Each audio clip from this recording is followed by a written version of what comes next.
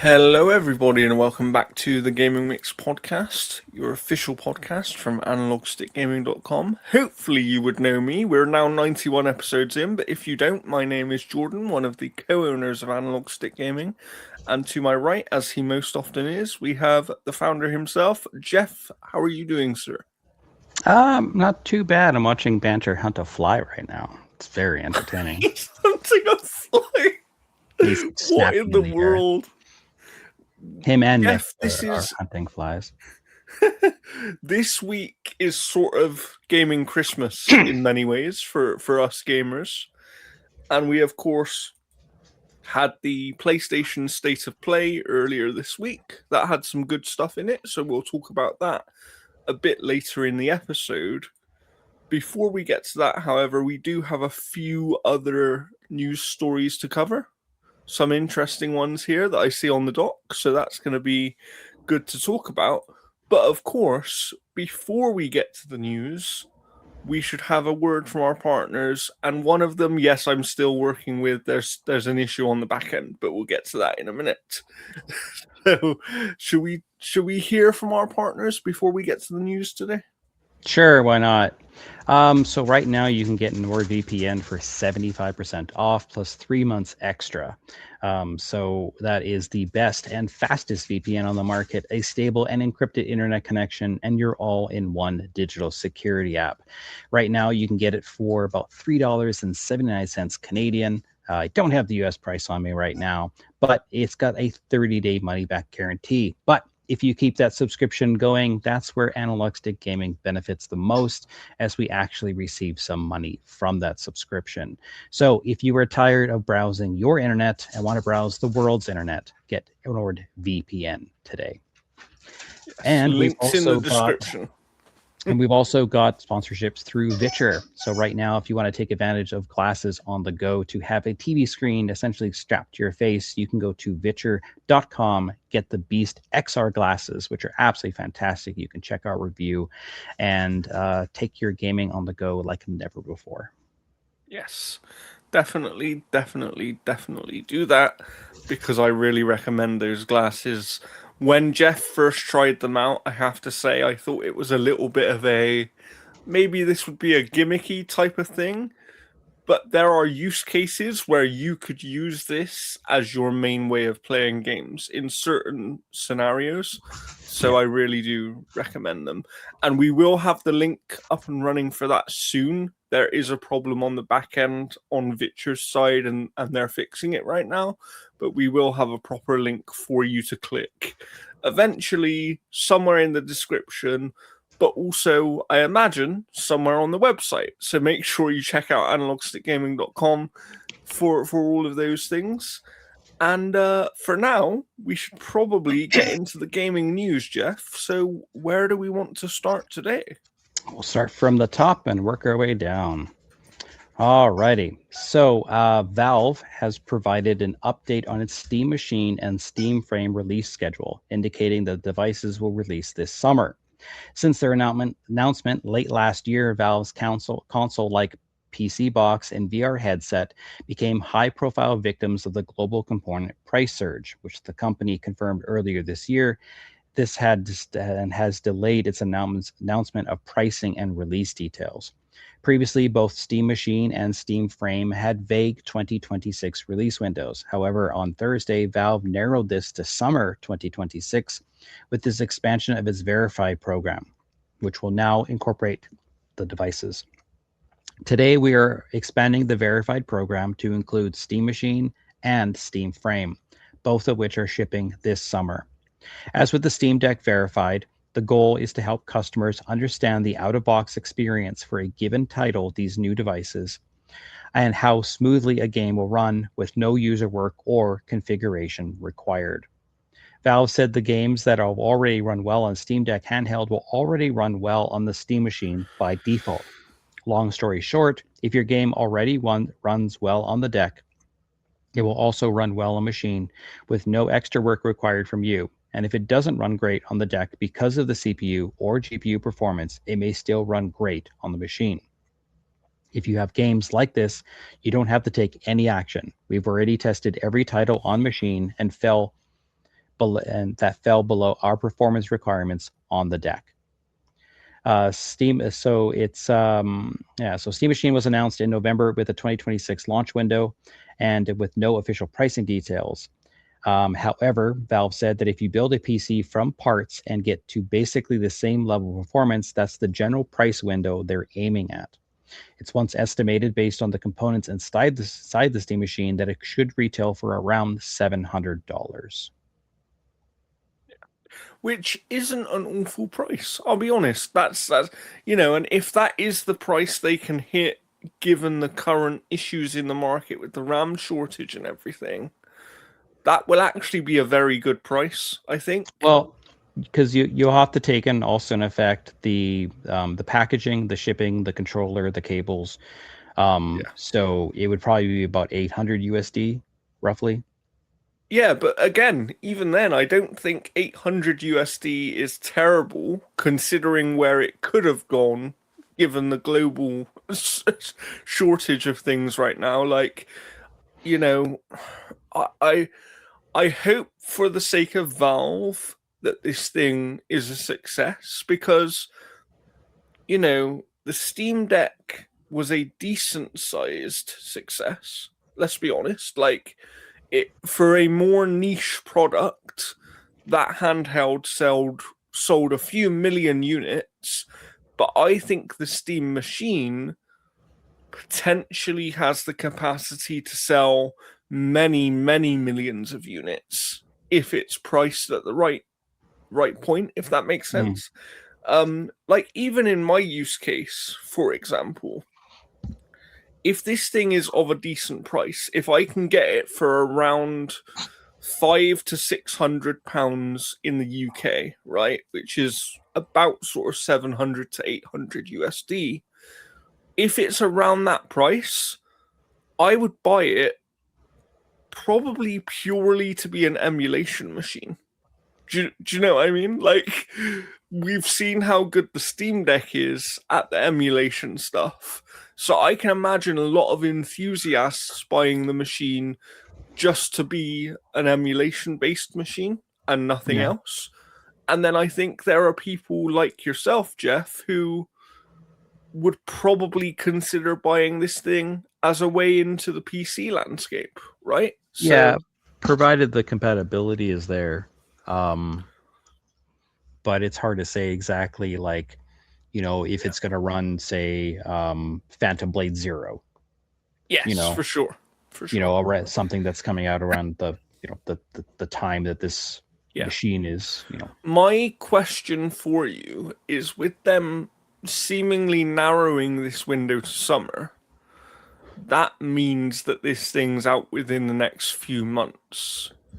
Do you think, given that we're around Summer Games Fest time right now, we're around announcement season right now, do you think that we're going to hear this price at some point in the next couple of weeks? Yeah. Because you'd assume they'd want to give time for pre-orders to happen as well, right? Yeah. So, yeah. So I'm interested to see. I'm interested to see what the price is.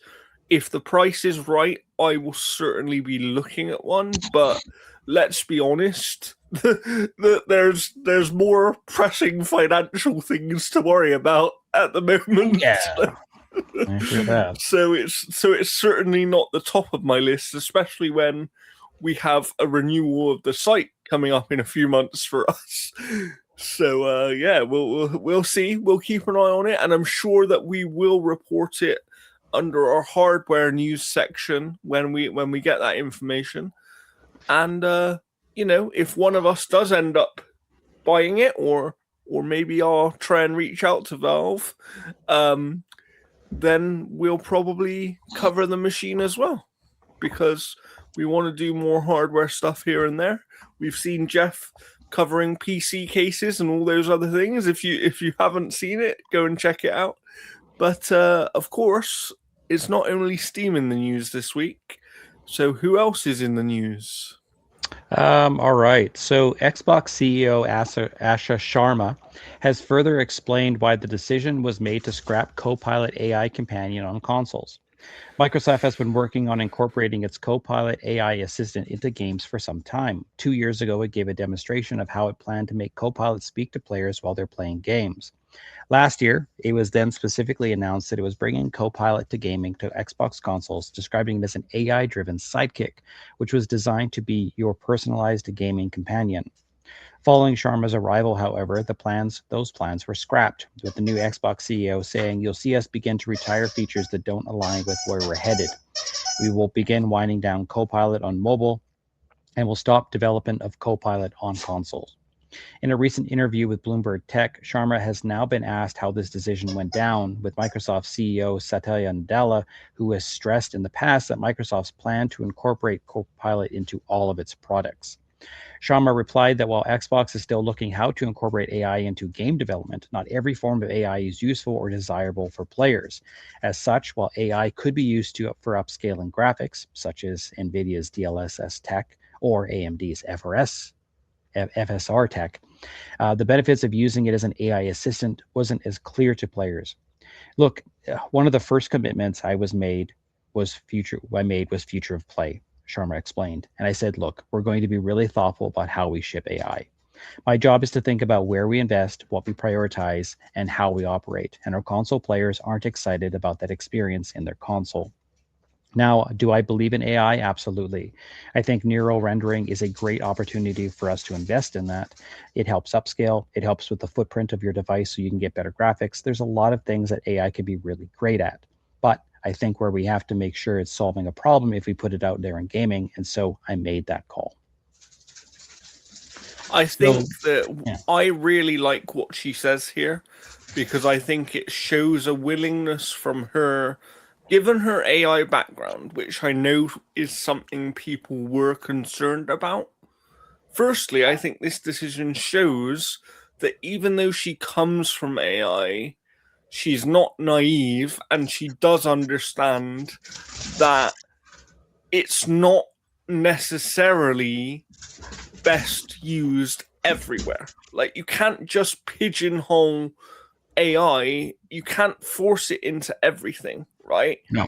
And we don't need an AI assistant on console. Like, we just don't. It's not needed. If you want an AI assistant, you've got access to those sorts of programs on your phone. Can they be useful for certain things? Yes, I'm not going to dispute that AI assistants can be useful for sort of sourcing information, fact checking things, that kind of stuff, but they're not infallible, right? They're not foolproof, and so I don't think, as she rightfully says, there's definitely a place for AI to be used within game development. I think whether people like that or not, that is true, because AI has been used in game development for decades now. But I'm glad that they've made this decision, which obviously came a little while ago, to remove Copilot and even the idea of having Copilot on the console itself. I'm hoping they go a step further, and on PC, I'd like to see them remove it from the Xbox Game Bar, because you have Xbox Game Bar, which is kind of your easy access way of accessing certain games and stuff on PC. And Copilot is an integrated part of that right now. You can minimize it, granted, but I would rather that it just wasn't there at all. Like, I would rather they just stripped it away, because it never needed to be there in the first place. But yeah, I think that everything she says here makes sense to me and is something I agree with. How do you feel about it, Jeff? Yeah, I think, I mean, if you take a look at the storyline for Bond, of how AI can be, reliable. I think that AI definitely has, like, sorry if you hear my dog chewing his little squeak toy right next to the camera. It's okay. It's all right. Banter is part of Analog Stick Gaming and the Gaming Mix podcast. I'm sure the viewers will forgive him. Yes, I know, buddy. I'm recording a podcast right now. Yeah. Yes. I know you know what that is. He heard you talk about AI. That's what it is. Yeah. He's like, I hate AI. He loves AI. He loves it. No, like AI definitely has like a, a use case scenario when it comes to gaming in regards to like efficiency and stuff, but in regards to like the more luxury kind of things, I don't think we really need it. Like, yeah, I could see some people going like, hey, co-pilot, I'm stuck in this game, can you show me how to get past it? Yeah. Or hey, I'm stuck in this game, can you help me get past it? Like, But um I agree with you, but do you know what my argument would be? Is you can do that by searching on YouTube or on the internet yeah. within 10 seconds. Oh, Like, you know, for sure. Yeah, so that's why, like, like that's about all of the extent that I could see people doing it is more of a for hands-free sure. approach to that kind of thing. So like I For don't sure. really think it serves like the greater purpose of spending all this money, because like PlayStation has those like um what is it? Not they had a helpful kind of thing as well too, and it Yeah. wasn't AI driven. It was just more utility driven. Um, Yes. so yeah, like I think it's a smart play here as well too, because it cements her stance on AI and where we kind of see like where the line's been drawn, and that's Yeah. been kind of interesting as well too. Just because she's been making pretty much like all the right calls. However, she's also been put in a position where she has to make those right calls. Like Yes. the increase of Xbox Game Pass price, the use of AI. So she's just course correcting the bad choices that were made at the prior to her taking over. So it Yeah, for is sure. kind of some of those choices are kind of superficial just because of where she's had to make those calls. But still, it's good to see that her stance on AI is kind of aligning with the people that are buying the product. Yeah. Definitely. And what I would say as well, we don't have it in the news doc today, but she did a really interesting interview with Bloomberg either yesterday or the day before, where she talks about she alludes to plans for the future and things of Xbox. And one of the things I wanted to bring up here, since we're on the subject of Asha Sharma anyway, and I'll find the tweet right now just to Was it where summarize it more she easily. said that she wants Xbox to be the number one gaming destination by 2030?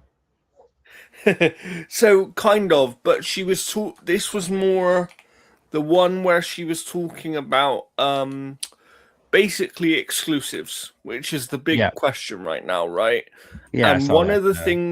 one of the things she essentially said, and I think it's the right, as although people are complaining because yes, you've still got that thing where it's not 100% clear. I think the problem is they're in a situation right now Yeah, I've where got they the can't, statement here.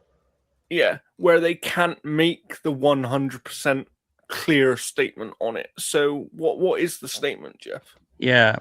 So in regards to exclusivity, she says it's a tough topic. Look, we're the number two publisher in the world, and in order to be a great publisher, you must also have games that reach large audiences to play. At the same time, we're increasingly becoming a platform, and in order to become a platform, you must have exclusive content and services. And so we're looking at that very closely. I think about we have to be very thoughtful about each title and how we want to think about it, and learn from some similar cases in the industry and what we're doing. What I We think is interesting about that, just that bit for a moment, Yeah. is that's basically her acknowledging the industry is now in a place where we probably can't have full exclusivity for everything anymore. Well, Like, we just PlayStation's like can't. exclusives, like they've been on the decline for 5 years in regards to sales. Precisely. And if you look at PlayStation right now, okay, yeah, they're pulling away from PC slightly, but even their multiplayer focused stuff and live service stuff is still going to be on PC. And Yeah. that stuff is probably still going to make its way to Xbox as well, you know? So it's like it's one of those things where what I really think she's saying here is we know and have accepted that we need to have some exclusives. We understand that that is a must, But right now, this is how I read it. Right now, we haven't really decided which things we're going to keep exclusive or not yet. We're still looking at the data and making those decisions. Yeah, That's for how I sure. read this personally. Yeah. But I just thought it was interesting because obviously we haven't really heard her speak too much so far. And it's just nice to hear some of her thoughts on it, even if people will argue, yes, but they're PR speak and they're all at the end of the day, she's a businesswoman. She's the CEO of Xbox. She's gonna have PR trained answers, but it doesn't mean that there isn't something to take from those answers, is what I would say to people. And Yeah. I'm excited to see her first appearance in the Xbox showcase in just a few days. But before we get to that, we have more news to cover. So, what do we have up next? We do. CD Projekt Red has given a brief description of its mysterious new IP codenamed Hadar. Hadar was first announced back in 2022 and will be CD Projekt's first original IP since The Witcher, and actually the first original IP since The Witcher is based off a series of fantasy novels, and Cyberpunk 2027 was based off a board game. Since then, however, no further information has been shared about the game, leaving players in the dark as to what Hadar will entail. Well, CD Projekt Red doesn't yet appear ready to properly reveal the game. A new job spotted by Games Radar does at least confirm that the game will be open world again and will have a strong focus on narrative. The ad for an engineering director at Studio Warsaw's office said the successful applicant will have pushed the envelope for next immersive Hadar world, creating an emotional open world experience that will stay with gamers. It's also noted that the game will be using Unreal Engine 5. During an earnings report last month, CD Projekt Red noted that the size of the team working Hadar was still relatively small at the moment, with 24 staff working on the game by the end of April 2026. So yeah, Interesting. like, you know, this is them probably trying to do The Witcher, but with their own idea. Yeah, maybe. I mean, it'll be interesting to see what they come up with. I'm at the end of the day for C Project Red. Like at the end of the day, yes, okay, they get some flack for launching games before they're ready and things like that. It happened with Witcher 3. It happened with Cyberpunk to an even greater extent. But they still make some of the most interesting games that there are, certainly in terms of RPGs. So I'm always going to be excited and interested in whatever they're making. So I can't wait to see more of whatever this is, and we know they're working on multiple projects right now. So it'll be interesting to see what other things they have working on and how far away this project is, for example, and all those kind of things. Like, I do wonder, for example, we were saying that it's at time of recording, it's Summer Games Fest later today. This is the Jeff Keighley show, not just the event in general. Um, and I do wonder if anything from CD Projekt Red might show up there. Are we gonna get our first glimpse of like actual Witcher 4 gameplay? Because I know that we've technically seen Witcher 4 like in the Unreal Engine demo thing, but they did stop short of saying that that was actual Witcher 4 gameplay. But I still speculate about those things because how many times have we seen these Unreal Engine demos where they say, yeah, this isn't gameplay, and then it ends up being a game a bit later down the line, So, Yeah. but yeah, we'll see. I'll keep a keen eye on this, and I can't wait to see what they're doing with it for sure. What do we have up next in the news? All right. The director of No Rest for the Wicked says the Xbox Series S is responsible for the Xbox version not releasing alongside the PlayStation 5 one. It was released in early access on PC in October of 24, and during this week's PlayStation State of Play presentation, it was announced that the full version 1.0 will release in October on PS5.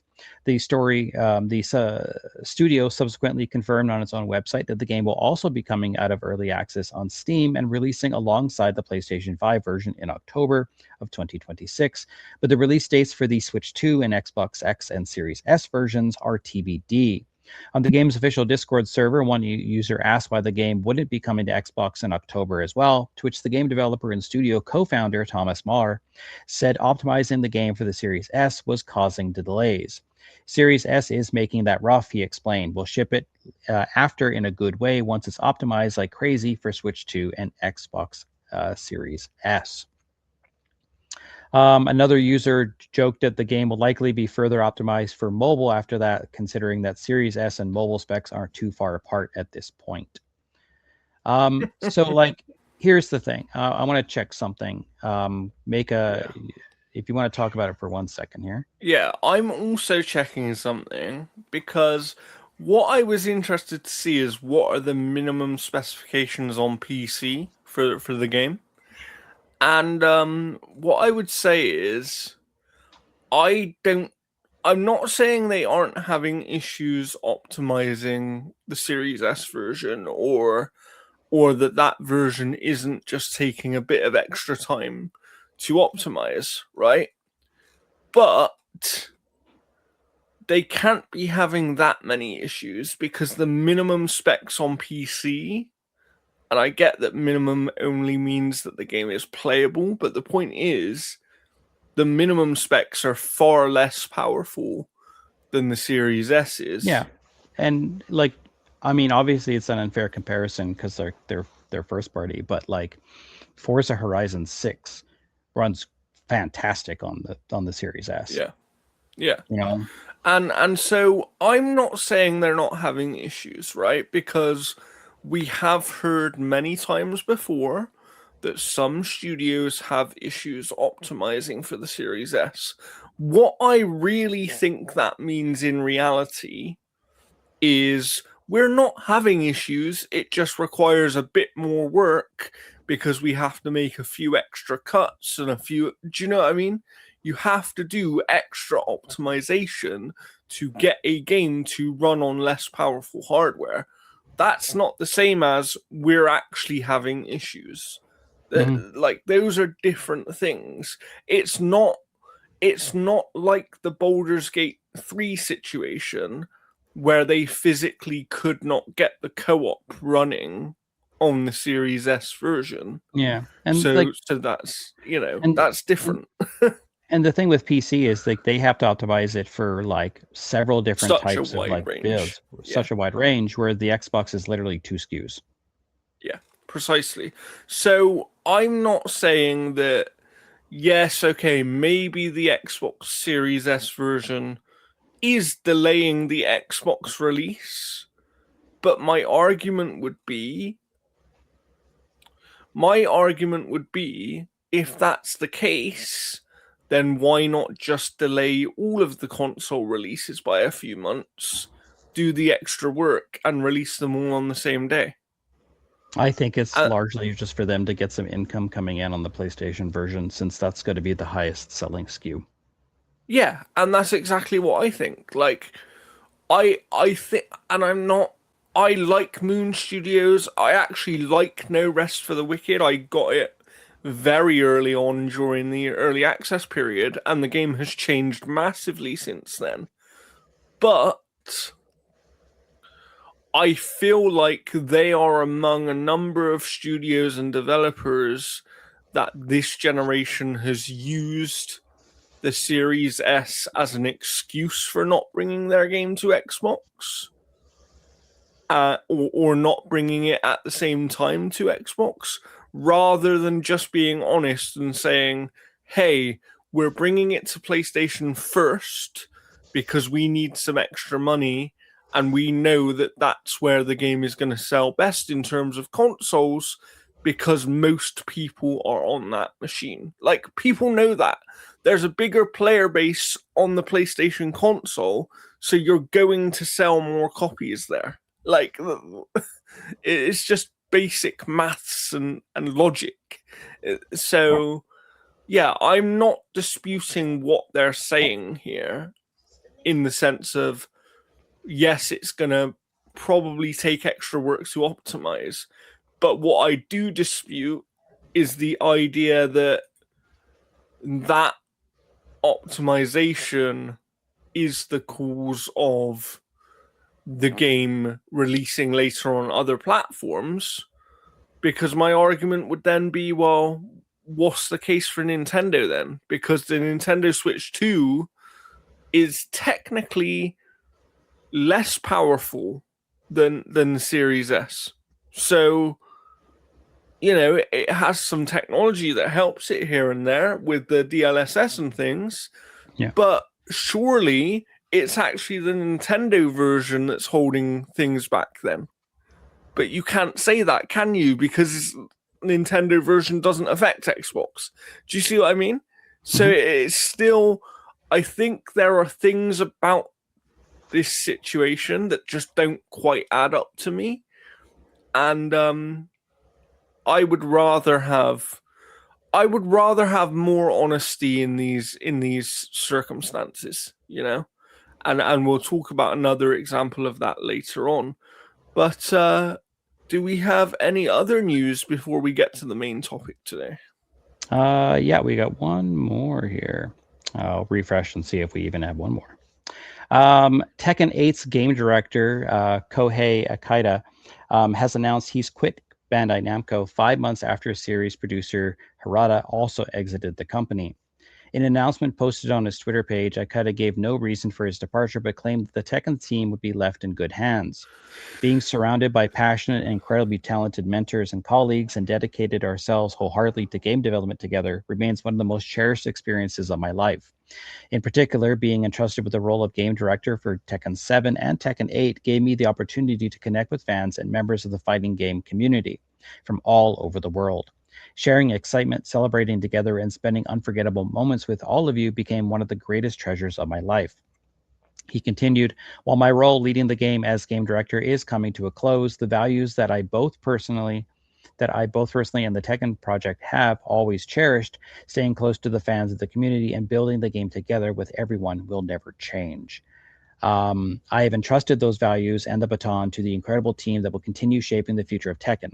As I look forward to the future of the game and the FGC, I will also continue taking on new challenges as a game developer.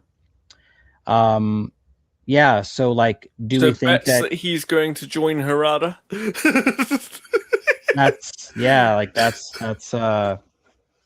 that's what I was thinking right off the bat there, is that yeah, he's likely going to do that and just can't say it maybe.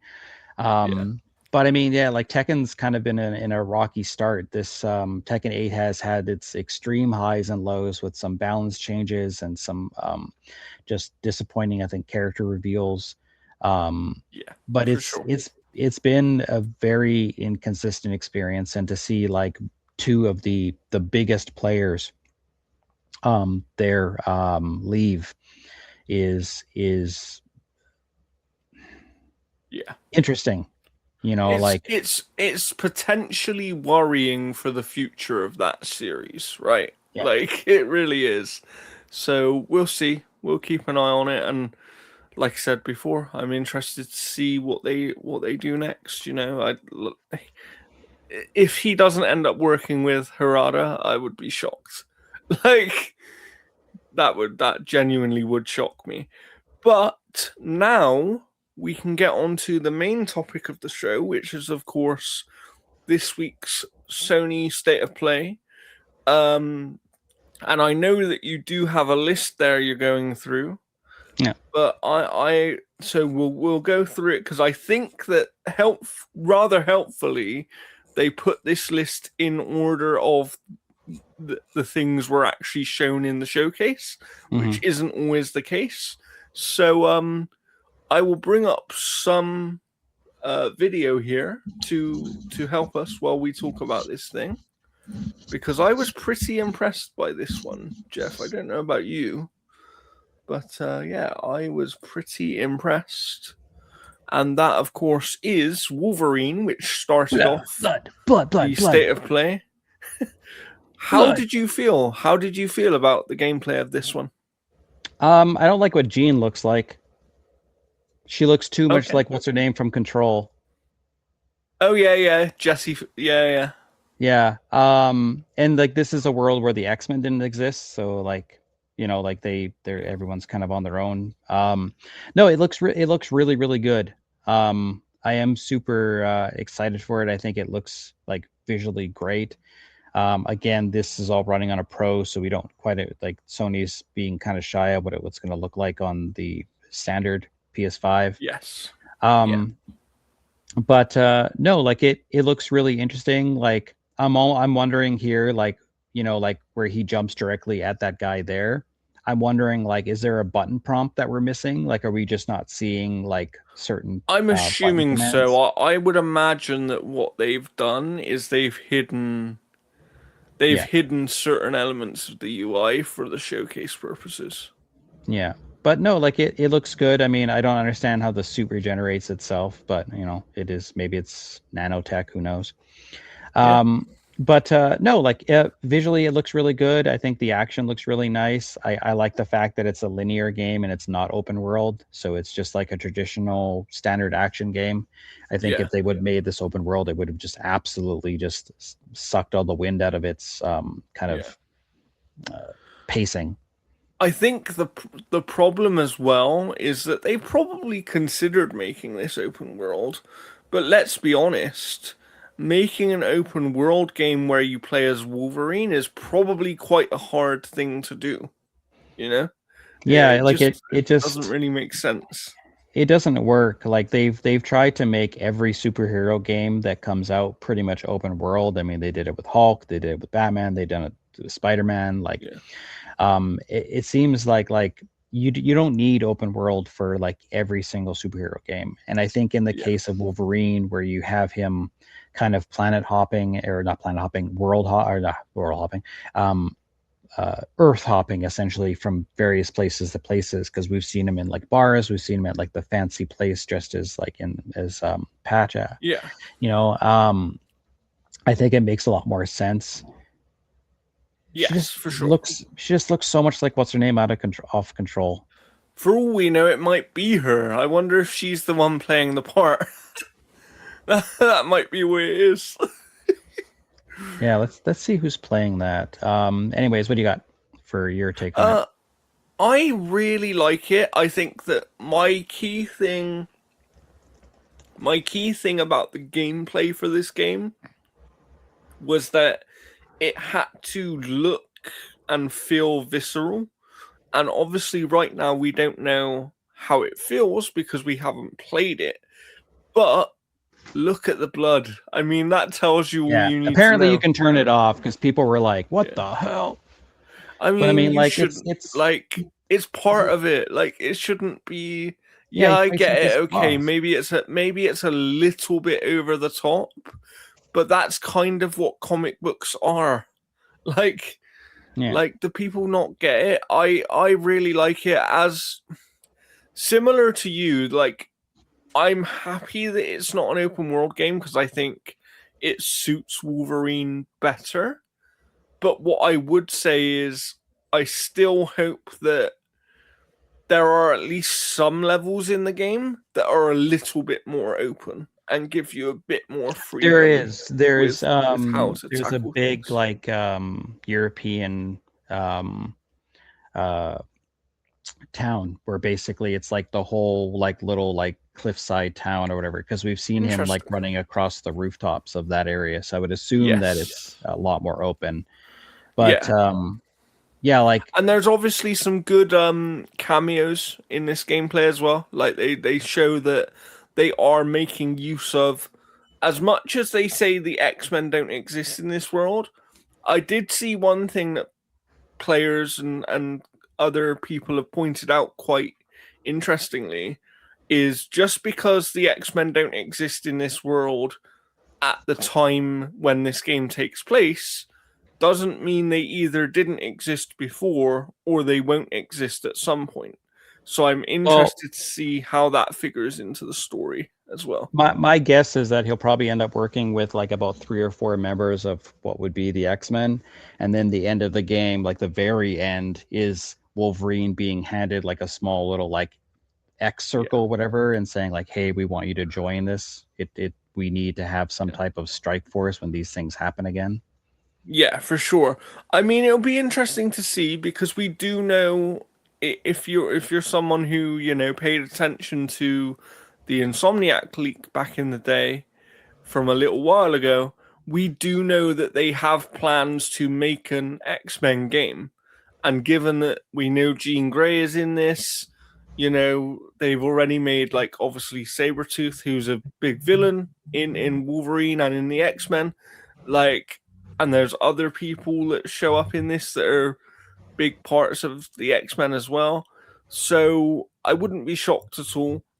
I'm interested to see, with this being a more linear game, I am interested to see how long it is, because one of the things I often see from what I would call the PlayStation fanboy is hey, we don't like our games too short. So if this is only 12 hours long, are they going to complain?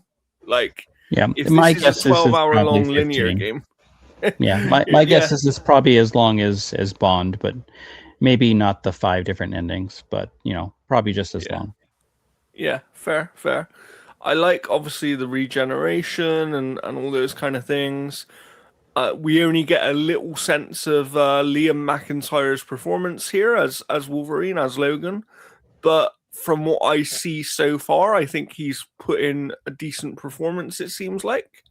So yeah, I'm fairly impressed with this one, and this is where we get the sizzle reel of different different locations, different Yeah, you enemies. got Mega Obviously, Red, Mystique. I just yeah, don't like what Jean looks like. I don't like it at all. yeah, Yeah, yeah. the actress that's playing Jean is not the same actress. This is Krizia Okay, Bajos. interesting, interesting. Bajos. But yeah, I really like what we saw from Wolverine in terms of the gameplay. It's kind of what I expected it to be, but I don't think that's a bad thing. I think that's actually a very good thing because it means, at least in my mind, that they've nailed the essence of what a Wolverine game should at least look like. Obviously, we won't know until we actually get hands on and play it ourselves. Yeah. But yeah, I'm fairly hopeful for this one. I think it's quite good, to be honest. All Of right. course, that kicked off the show, but there are many other things that Yeah, got let's go through announced. them So all what else here. do we have? So sticking with Marvel, we saw that Tokon Fighting Souls, which I think is still the stupidest name ever, revealed 3 new characters, and that is going to be Magneto, Carnage, and the Green Goblin, all of which look really, really good. I'm super excited to play this. Yes. We also got the leaked Rayman Legends Retold. This Hmm? is a remake of the original Rayman Legends, um, which kind of feels ridiculous considering Rayman Legends still looks fantastic. Yeah.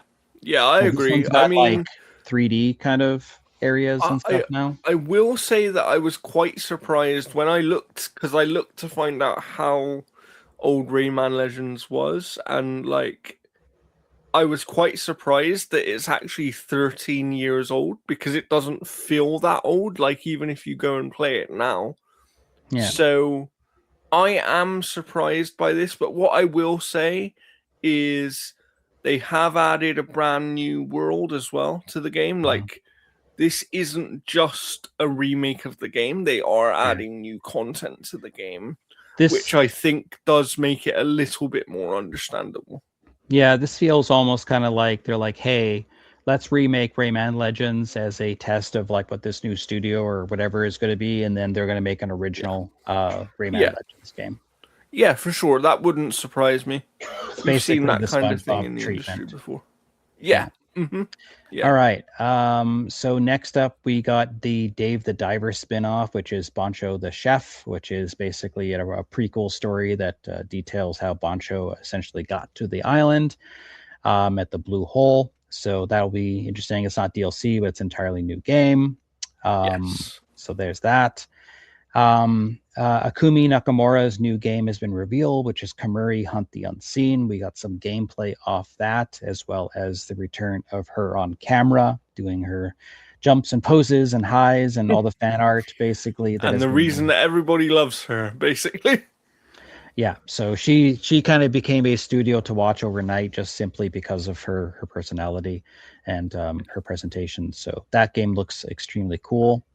We saw that Legacy of Atlantis, the next Tomb Raider game, has been delayed, but we got some footage there that has been delayed But to it does have 2027. an official release date now of coming out in February 2027. So at Yeah, least we do have a full release date for it. I believe it's February the 12th off the top of my yeah. head. Here's hoping a big, giant other fantasy game doesn't release alongside it, but that Oh is what God, it is. yeah. All right. So we also got Annapurna's dinosaur survival game, The Lost Wild. This is a survival horror built on three things: observation, instinct, and restraint. And that actually looks quite good. It does. It does. We also got a release date for Phantom Blade Zero, which has slipped a little bit. So it's now going to be coming out October 29th. Yes. And that is a month and a half bump from its original September 9th release date. They stated that they want to offer their sincerest apologies to all players who have been following and supporting us. This was not an easy decision. More than anyone, we understand the expectations our players have placed on us, and precisely because of those expectations, we do not want to release Phantom Blade Zero knowing there is still an opportunity to take it one step further. And that game still continues to look absolutely fantastic. Yes. And I believe it's not a Souls-like, it's more of a Devil May Cry. From what I understand, our friend Keith Mitchell over at the Outer Haven has played it on a few occasions, and he, as even as a huge Souls-like fan, he assures me Phantom Blade Zero is not a Souls-like game. So, All right.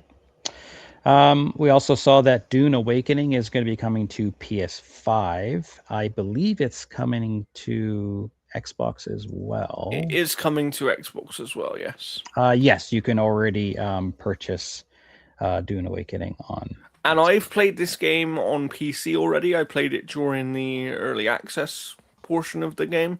Yeah. And it's very, very good. Like, if I had more time, I would be playing this game all the time.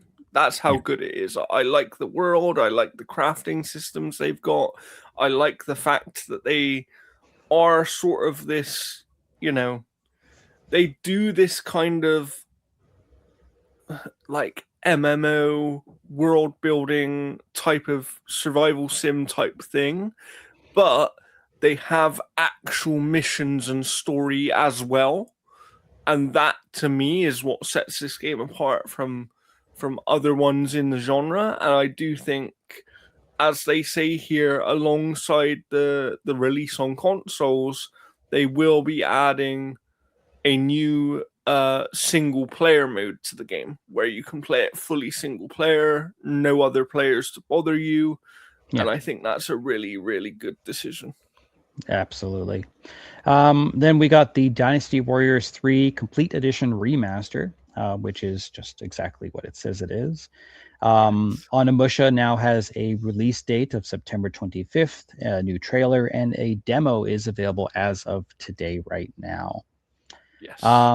Then we have Silent Hill Townfall, which will be coming out in September. Me and Jordan kind of joked that the lady that's on the thumbnail looks exactly like Shahan. What's her last name? Russo. I Russo. It's staggering. This is made by Scottish studio Screenburn. And this takes place in a whole different town. It doesn't take place in it does actually take place in a Scottish town, I believe. So I'm quite interested in this one just because it's a different type of Silent Hill game. It's first person, not third person, and like I said, different setting, different vibe to it. I am quite interested in it. Whether we review it or not remains to be seen because September is so busy that we might not even get around to this one. And there's another game that we'll talk about Well, shortly. if we can get code for Silent Hill Townfall, I got one person literally on the side of the couch here that will review it 100%. Nice.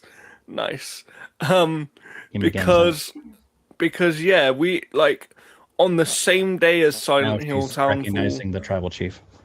there is another game releasing that I know both myself and Jeff probably want to play, and I'm already set up to cover for our friends at the Outer Haven, but we'll talk about that later. What else did they have in the show, Jeff? That was it. That was everything. It was not. Okay, fine. They had Ace Combat 8, which is also available in September.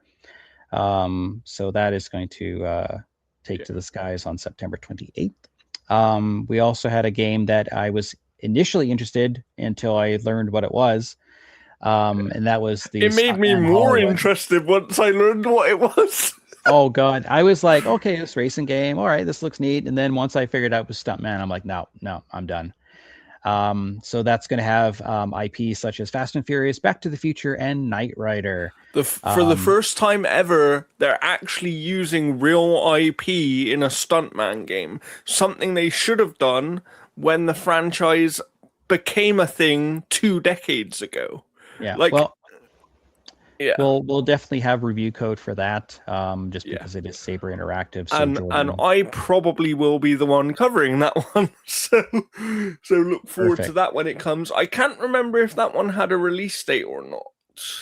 Yeah, I'm not too sure, but I'll have a quick look now. We will both I'll have give a quick impressions of it, as Jordan will get a PC code and I will get an Xbox code. Yes. We also no date from what I can see on that one. Okay. We also had Ill, which is a realistic first-person action horror game that takes players into a dark fort overtaken by a mysterious entity. A grim story, unpredictable monsters, a visceral dismemberment system, and a realistic physics create an atmosphere of relentless terror. Then we also I think this game. Can I just talk on Ill for a second? Sure, go for it. Because some people seem to think that Ill is a little bit too much, but I think it looks brilliant.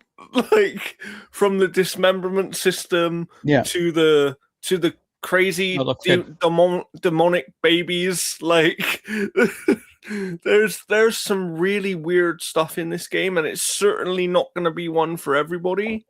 No. But if that dismemberment system plays into the gameplay in the way that it looks like it does, I think that's going to be really interesting to play. So I'm looking forward to that one for sure. But I'm now going to bring up some more gameplay for the next one, because I have been looking forward to this one very much.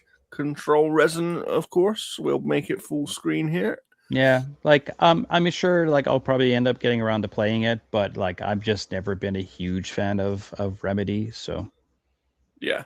I'm a much bigger fan. I am down to currently review this for the Outer Haven, so I'll be covering it over there.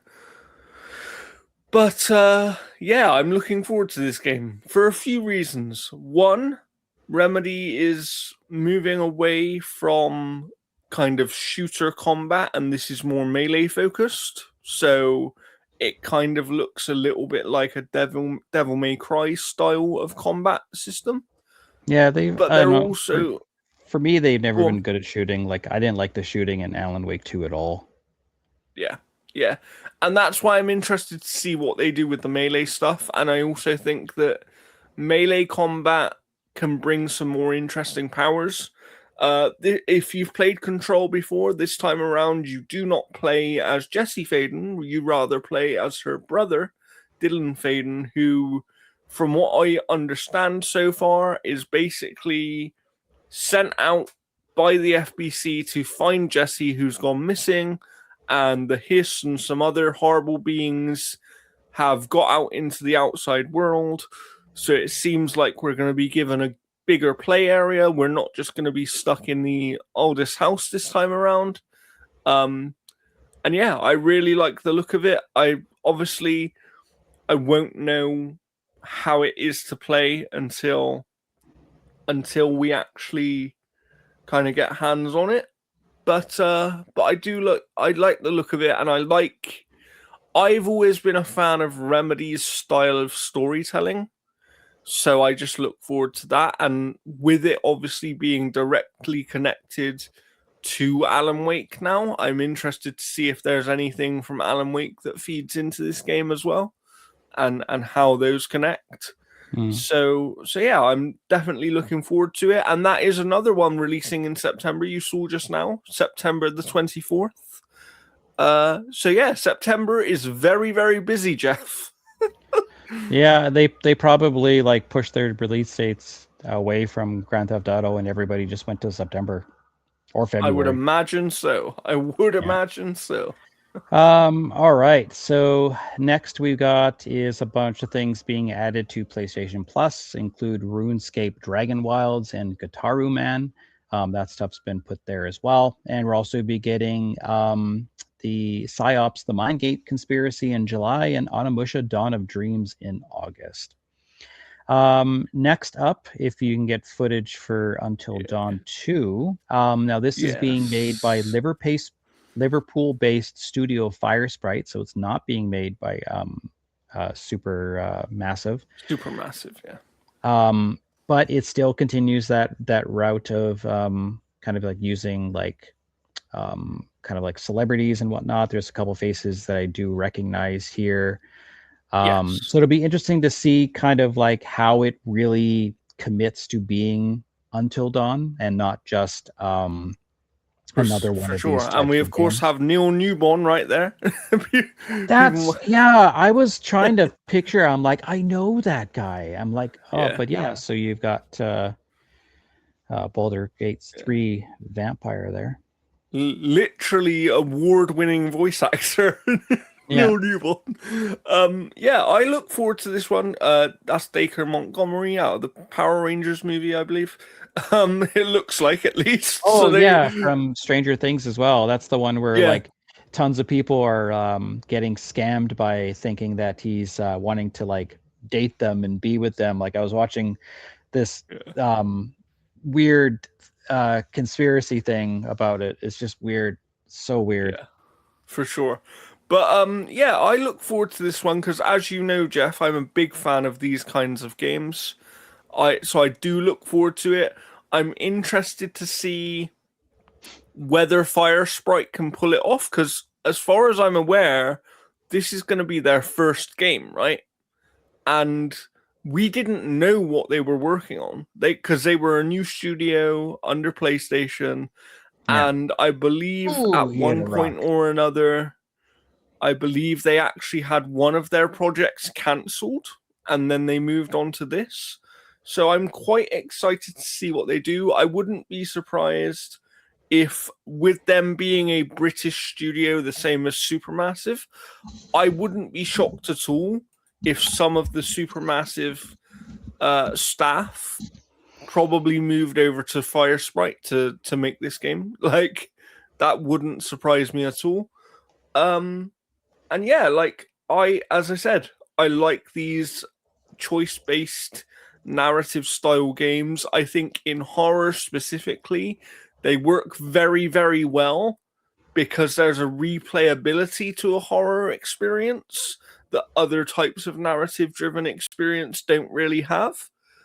And yeah, I think we saw that recently with Supermassive's very own Directive 8020, right? So I am excited to see what Fire Sprite can do with Until Dawn 2 for sure.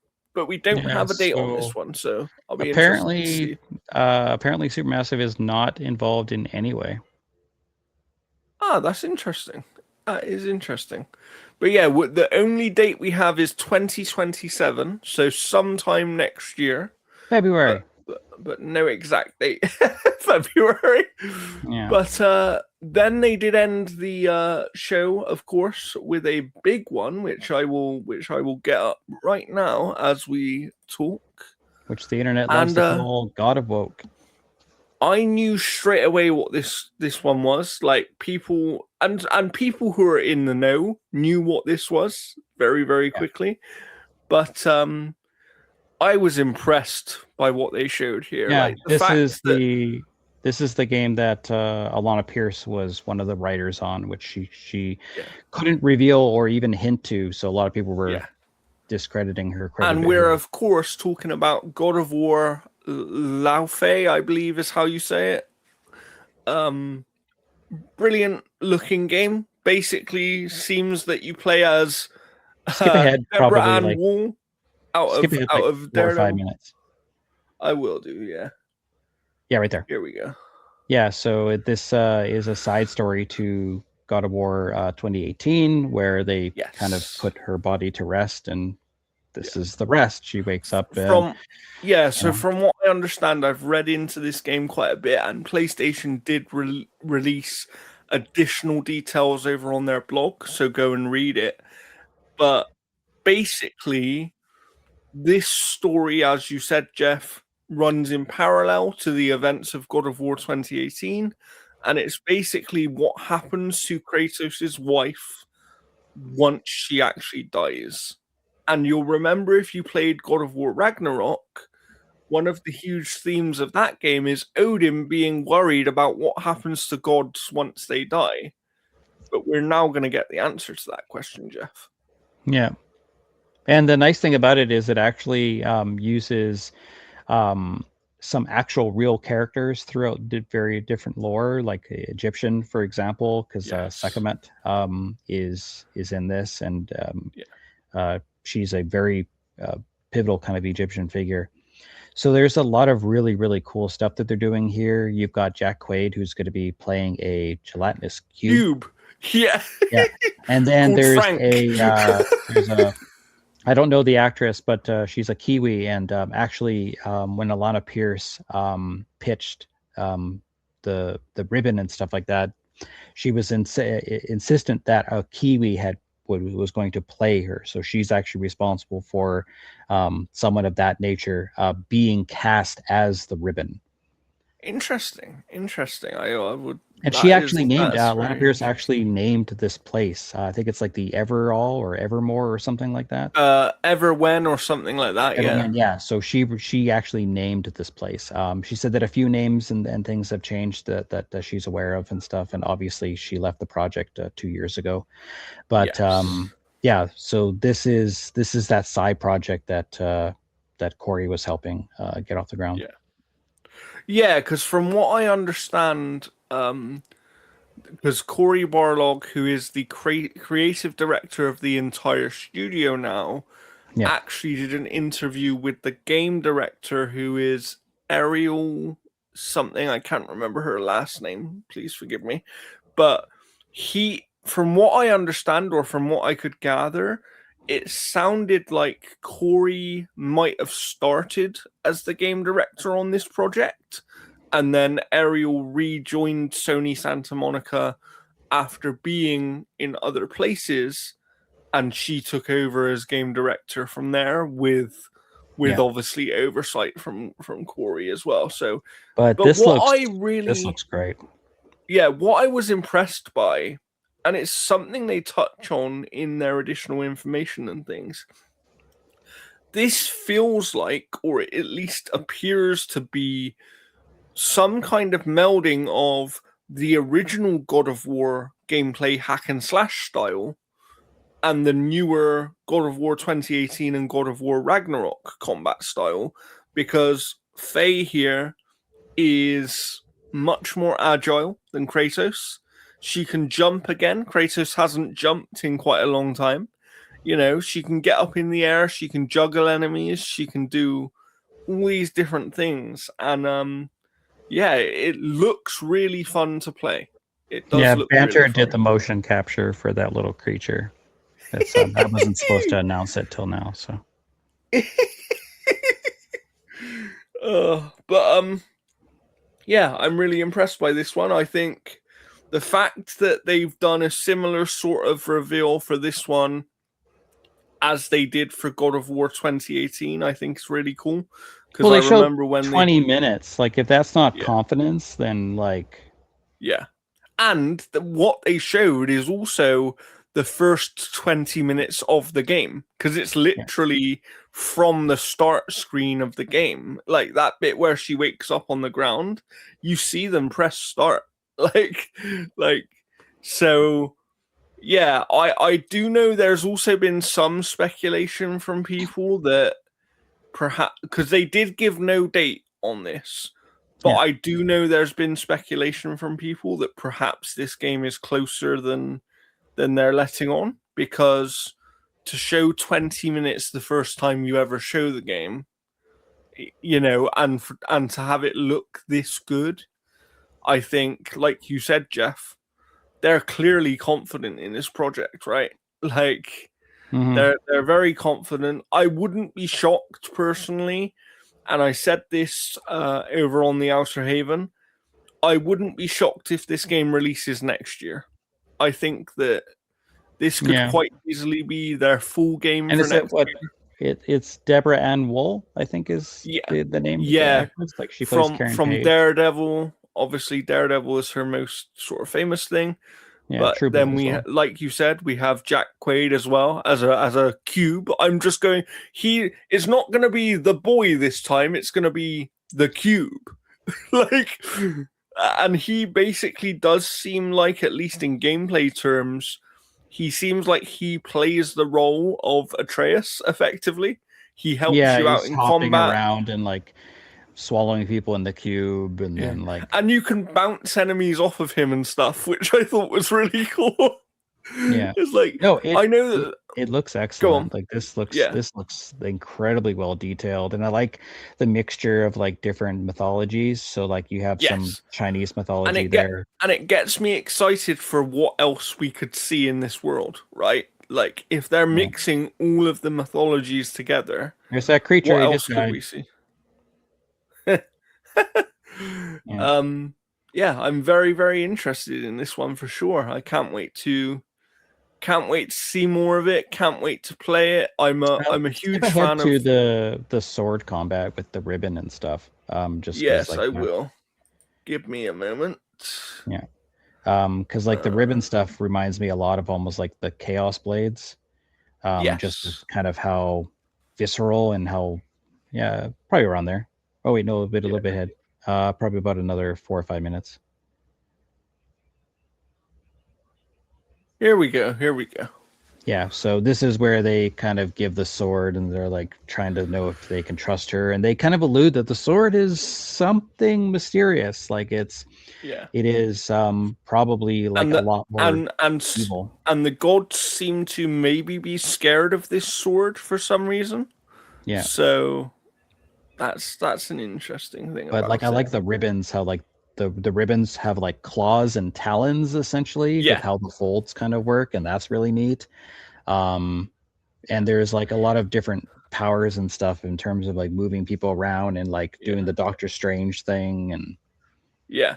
And what I think as well is what's interesting is the ribbons. I imagine are basically going to play the role of Mimir, from God of yeah, see War. the cube is like bouncing around and like Yeah. sliding into people and doing all sorts of stuff. So I think that's like, I know some people sort of kicked off about the cube, but that cube must come from mythology somewhere. And like, I don't think they've just decided, oh, let's have this random cube in the well, game. gelatinous cubes have been involved in like a lot of different fantasy games, like Baldur's Gate and like all sorts of stuff. So it's got to have some type of basis Yeah, for it. But again, it's all fantasy. This is all make believe. It doesn't necessarily have to all tie into yeah, extreme reality. for sure. And also, it's Jack Quaid, so I'm all in for that. I mean, I will laugh. I will genuinely laugh if the cube pulls out a camera and starts doing real life photo mode in the game, because Jack Quaid as a gamer is obsessed with photo modes apparently. Yeah, So so yeah. But and then they obviously tease us with a little bit of a boss fight here. yeah, Um yeah, I really, really like the look of this. I honestly am very impressed. I like how it seems that it's going to be similar to God of War in its gameplay style, but I think it looks like it will feel faster, which is something I quite like the idea of. Um, and yeah, I just I'm glad that they're doing something different. Like Cory Barlog in that interview that I mentioned earlier did say that there will always be Kratos God of War stories, but they want to branch God of War out from that as well and do other things with the franchise. And I think this is a great way to do that. Like, one of the things people picked up on as well is like this god, and I can't remember the name right now, but like there's a few gods here, and they are basically the God of War equivalent within their mythology. Yeah, like I So, was watching a person who was very educated on segment, and she wasn't too sure who he was. yeah, But like she called out that it was segment just based off the mask, and then they did the name confirmation and stuff like that. And yeah. yeah, Yeah, so I'm very very excited for this one. I just think being in a completely different realm as well and mixing the mythologies means that there could be some really interesting stuff that happens here. My only concern, and it's only a slight concern, because I do believe we know this team's ability to tell a great story, right? We know the studio's ability to do that.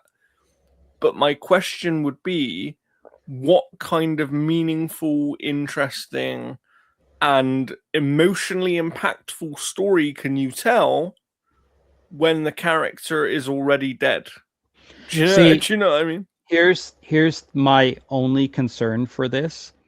Yeah, And this was the same issue that I had with that Legend of the Zelda game where you play as Zelda, is yeah, that like the final fight in that basically has you kind of teaming up with Link. Like Link kind of comes to the rescue to be like that hero, and you can turn into like Link or whatever. Like I don't yeah, want Kratos to be in here other than little flashes of stuff. yeah, I yeah. don't want I agree. Kratos to then, it takes place then after Ragnarok, where, you have a timeline that you could bring Yeah. Kratos into this, and then they team up, and then she comes back to life. I don't want Kratos I'm to be a I'm figure in this. fine with what I will say. I agree with you in the course of this game. I am fine with them if this is a story to essentially bring her back to life, Yeah, to bring her into the mainline God of War franchise. I'm fine with that, but do that without Kratos being a meaningful, yeah. Like massive part of this game. you could have him on a fire, or whatever, and he's like sharpening a spear or something, and then she comes up and he turns his head and she goes, "Hey," and then it's credits. That's Yeah, fine. I just don't want him being pulled into the game in any respect. yeah, I I want agree. her to shine. I think they show a little bit of it in here. Like, there's a bit in this gameplay where he flashes up Yeah, to basically pick her up, and I like that because some people have speculated that that part of him flashing up might be in a certain aspect of like when he dies temporarily in like God of Ragnarok. War Ragnarok, for example. And it's Yeah, like that's a cool idea. Like if that is what they're going for. Um and I think him having like her having flashbacks with him in them the same way that he did with her in them during Ragnarok. I think that stuff is fine, but I do completely agree with you that like I don't want to see him coming in to save the day and help out in the final boss fight or something. yeah. Like that's not what I want to see. Um I'm gonna speculate right now. I'm gonna have a guess right now, and they might not go this way with it, but I have a feeling that the final boss fight might be Zeus. Yeah. I think because she has to encounter at least to some degree all of the gods that Kratos has killed, right? You would assume. Yeah, to a certain extent, yeah. So yeah, we'll find out very soon. But don't worry, the episode has not finished here. That was just our main topic of the show. I want to ask before we move on to what you've been playing, Jeff, which is the main thing we'll talk about this week. Before we move on to that, how would you rate this PlayStation State of Play from this week? I would probably say like an A minus because like I really liked what was here. Like I would say that's a very strong B plus. Yeah. Because again, like there were two really, really good announcements that kind of Yeah. bookend the show and stuff like that. I think like Yeah. this would have been like I'll go with a B plus. I think that this would have been a strong A. Had it been one more thing in the middle that was like pretty big. I think if you, and I agree with you completely, I think that if you would have had intergalactic gameplay here in the middle, then I think we would have been talking about A plus kind of situation. But yeah, this is, I will go as far to say that under the State of Play branding, I think this is the strongest showing that PlayStation has ever had. Specifically under the State of Play branding. I do think that I understand now why they didn't call this a showcase, because I do think they were one or two big announcements or showings short of being showcase quality. Yeah. For you know. But then I do wonder, like, are they going to have something else that they show at SGF tonight? Well, I think Intergalactic might be on there because I think that, I don't know, maybe Neil Druckmann wants to be like present on a stage talking about it. Yeah. Well, it's not even just that, but let's be honest, these Jeff Keighley events get guaranteed eyes at this point, right? Whereas not even for as big as PlayStation are, if you look at the State of Play right now, the State of Play, for example, I'll look on the PlayStation channel right now. Mm-hmm. The State of Play event itself, streamed 2 days ago, only had 500,000 views, right?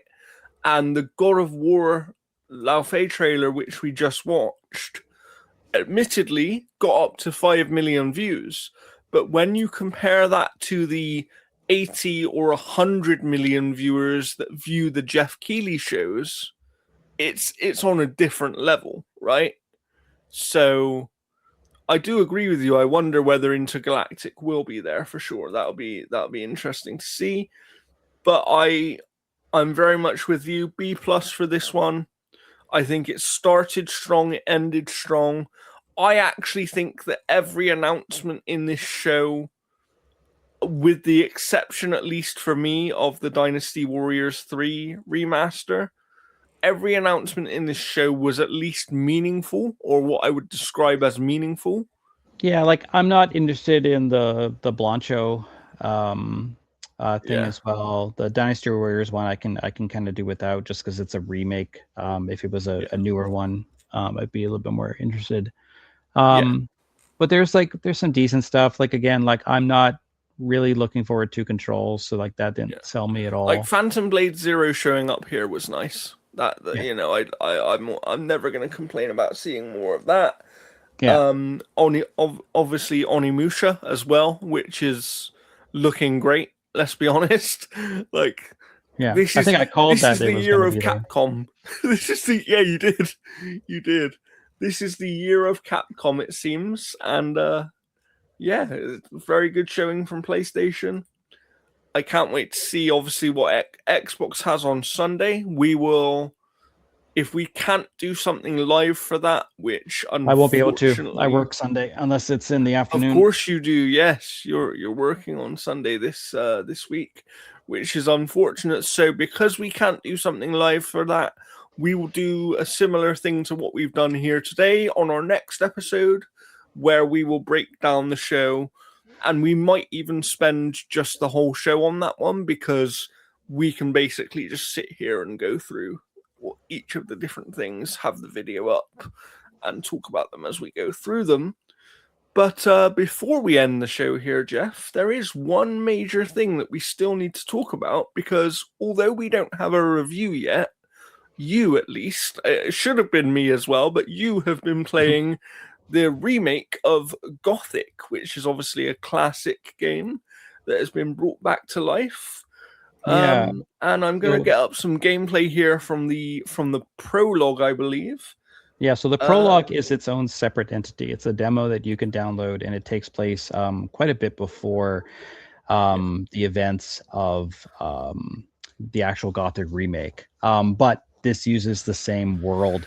So this area here, I just ended up doing, which was one of the mines there that were flooded. So I'm trying to find a character named Kane. So Gothic, basically, this is a complete reimagining. Well, not remake. It's a remake of the original one. So it uses a lot of the same characters and storylines and all sorts of stuff there. But you play as a character who has been cast from above into a domed area. So essentially, there was an event that happened that put a dome around a big, large portion of this kingdom, and the ore that's down there is essential to the future of the kingdom. So the king made basically a pact with the inmates and criminals that were down there in the mines, who then took power and have formed a type of treaty between them. And you play as a character who has to get a note to the fire mages, and so you're given a note. You're cast down into this area. You're initially beaten up and then saved by a guy. And what happens then is you have to kind of build up your reputation within the colony and around this area, because as of right now, you're a complete nobody, and you have to have some type of reputation in order to really make a name for yourself and to get anywhere. So you're able to join one of three factions, which is like the old colony, the new colony, and then these cultists in the swamp. And they all have different beliefs. The cultists believe that their deity, the sleeper, will eliminate the barrier. And then the old colony and the new colony, they have their own beliefs on the barrier as well. Um, so you're tasked initially with kind of getting that message out. That's something that kind of uh, resolves itself fairly quickly. Like, you do have to join um, the old colony faction to become a shadow to get into the area where the fire mages are. So that requires pleasing four different people within the colony. You have to do quests for them, or brief little missions and stuff for them to build up your reputation. And then once that's done, you'll go and talk to the fire mage, you deliver the message, and then your main quest part there is done. But the game does give you the freedom to kind of go about how you're going to do things, because it does not hold your hand at all. There are no objective markers, there's no compass. There you have to find and procure a map in order to really get and know where you're going anywhere. So if you don't pay attention, you might never finish this game. So yeah, like basically people be like, "Oh, you need to go east of the west encampment or something," like they'll say that kind of stuff, and then you Yeah. have to pay attention to where the thing is, because like the abandoned mine, there's a brief clue that you get that it was near where you were found, essentially. And so then you have to kind of track that down. And sometimes you'll get companions that will show you where to go. I will say the only thing that I'm not liking about the game is the extreme amount of backtracking you do between encampments. It is incredibly excessive. Yeah. The amount of times I've gone from the old colony to the swamp cultists is probably, so far in my 8 hours or 9 hours of the game, probably about 40 times. But like the combat is very difficult initially. You'll get Okay. one-shotted until you start getting armor and weapons, and those things make huge differences. I was getting one-shotted by wolves, and now I can take 5 of them on and maybe lose like a third of my health. So Wow. you get a bunch of different weapons. You can wield magic if you want, or you can just completely ignore magic. Um, so that's Drax. He's part of the new colony, and he's the one that if you find his knife just prior, he gives you a bow. And then that gives you the ability to fire off arrows, which are finite. So if you have 3 arrows, you got 3 shots. Arrows do have drop off as well too. Um, and then weapons are based on how much strength you have or how much dexterity you have, and that's through the use of skill points, and you get 10 every time So you level this is up. a real RPG. Yeah, like this it's gorgeous too. Like the people look fine. There are some characters that look amazing, but I will say the only downside to some of what the visuals look like is the Mhm. facial capture is not amazing. The Yeah. character models look great, but there is a Yeah. little bit of robotic to them. Hmm. Now, what's interesting as well is that this is made by I think Alkina, which is a different developer than the original. The original was Piranha Bytes. But what is very nice about this is that the composer, the programmer, and one of the writers from Piranha Bytes is employed by this studio and is working on this game. So it does have 3 people at least that I've seen reported that were from Piranha Bytes. Yeah, that's nice. Um, When you've got people that were from the original studio and probably worked on the original game, it's always a nice way of doing things, especially when obviously we know what happened to like it's like yeah, it's nice to see that stuff. What I wanted to say, because you mentioned the kind of visuals and stuff just now, and I unfortunately haven't been able to play it yet due to obviously an issue on the back end. I do have access to the PC version, so we'll get some coverage of that soon. Like I might put a gameplay video up on the channel or something like that. If people would like to see it, make sure you comment below, and I'll take some time to do that. But one thing I noticed very, very quickly from even just from the image you sent me last night, I was like, these environments look really good. I was yeah, very impressed by there's the a by the there's a environments. cave you go to that is very moody, and it does a very good job um, at being just dark enough to kind of like really set the tone here. So he's in the old mine right now, which in the main game you have to get a key for. And Okay. you can mine the walls for ore, which is how you get your money. I ended up finding a Nice. goblin camp, and I killed like 25 goblins, and they each had a sword that sold for 76. And Oh so I God. sold I sold all of those, and I got like the best armor you can get So, at the so start of the game. basically, Jeff in this video game is a serial killer who will Yeah. steal your Like swords and sell like them. like I do kind of wish that there was a navigation mode where it did kind of give you clues or better clues, or even like just full on objective markers, but I get what Yeah, they're going for. Like this is a very traditional classic action RPG that I think yeah, that people will really gravitate towards too. I think that this is the kind of like um, Eurojank kind of game yeah, that is doing everything it needs to do to be really good. Because like the one thing I like is they didn't really redesign too many characters. Like when you look at the original Gothic and you look at Diego, Diego looks exactly like he did back in the remake. They've just upped what his facial characteristics would be. yes, yeah. I like that. I But like that. no, it's skip ahead a little bit more, see if he gets to the actual colony here. Um, yeah, yeah, sure, go right there. Um, but yeah, like the colony is this. Wow, he's really not spending any time in the colony. He is literally just running around the same freaking areas in this demo. Holy hell!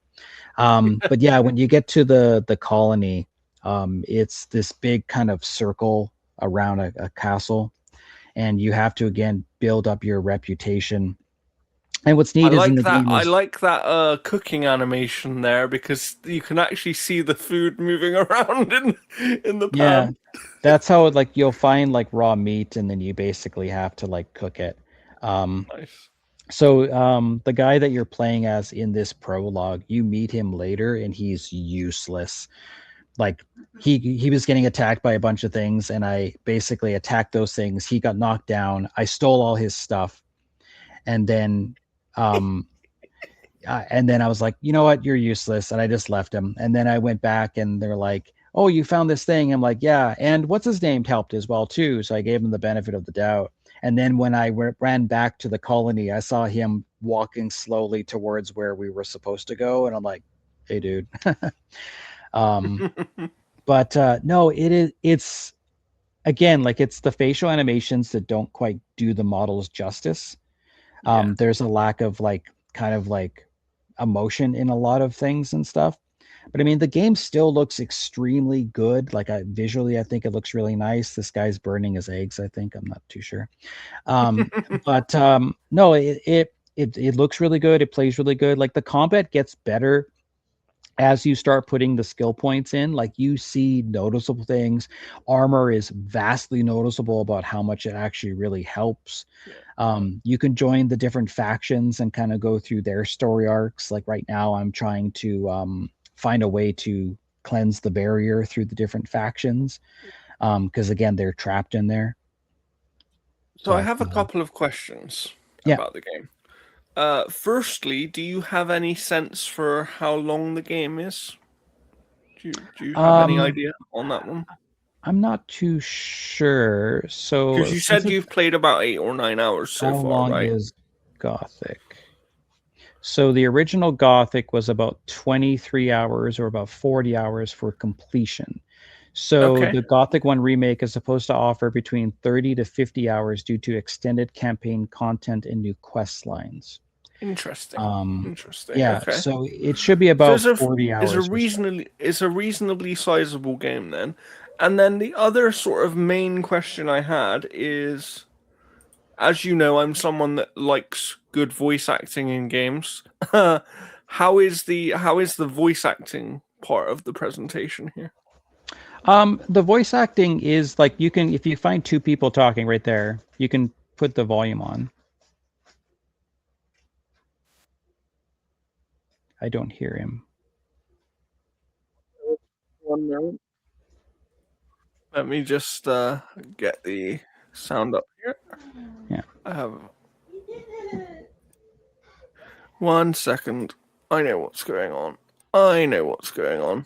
Like the Give me a voice acting second. is pretty good. Like it's not amazing, but there is a lot of times where your main character will kind of give like the tone that's needed for a lot of those lines to kind of really sell. Yes. They just give them a pickaxe and have in mind nuggets Hopefully for you the rest hear of it their now. lives. Yeah, You I hear it. want that.